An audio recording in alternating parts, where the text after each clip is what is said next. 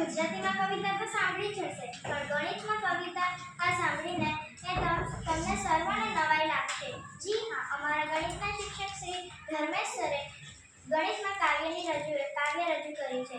તો એમાં મુખ્ય એ વિશેષતા છે કે તેમાં પ્રકરણનો સંપૂર્ણ સાર આવી જાય છે.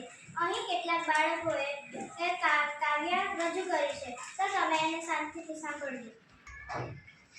ધનઋણને શૂન્ય મળીને પૂર્ણાંકોની ફોજ બને, સંખ્યા રેખા પર રમતા રમતા ગણિત શીખવું રોજ બને.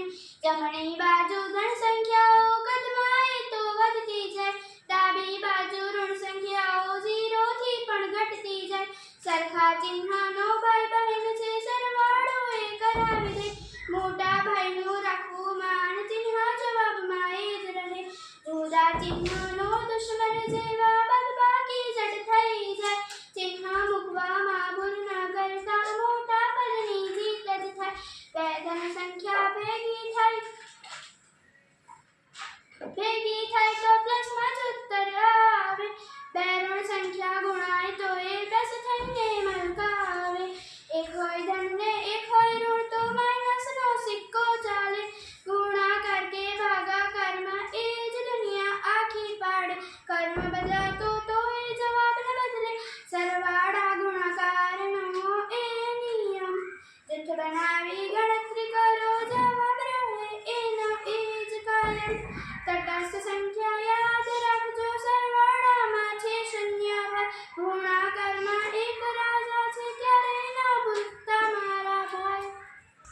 ધનઋણને શૂન્ય મળી પૂર્ણાંકોની ફૌજ બની, સંખ્યા રેખા પર રમતા રમતા ગણિત શીખવું રોજ બને.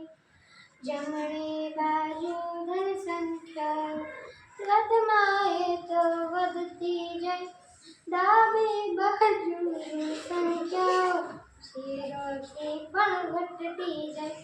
સરખા ચિહ્ન ભાઈ બહેન છે, સરવાળો એ કરાવી દે, મોટા ભાઈનું રાખવું માન, ચિહ્ન જવાબમાં એ જ રહે.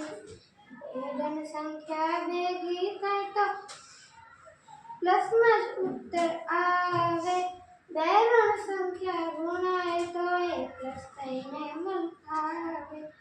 એક હોય ધન ને ઋણ તો માઇનસનો સિક્કો ચાલે, ક્રમ ગુણાકાર કે ભાગાકારમાં એ જ નિયમ દુનિયા કે પાડે. ક્રમ બદલ્યો હોય જવાબ ન બદલે, સરવાળા ગુણાકારનો એ નિયમ. જૂથ બનાવી ગણતરી કરો, જવાબ રહે એનો એ. સદસ્ય સંખ્યા યાદ રાખજો, સરવાળા છે શૂન્ય ભાઈ, ગુણાકારમાં એક રાજા છે, ત્યારે ના ભૂલતા મારા ભાઈ. ચાલ. શૂન્ય મળીને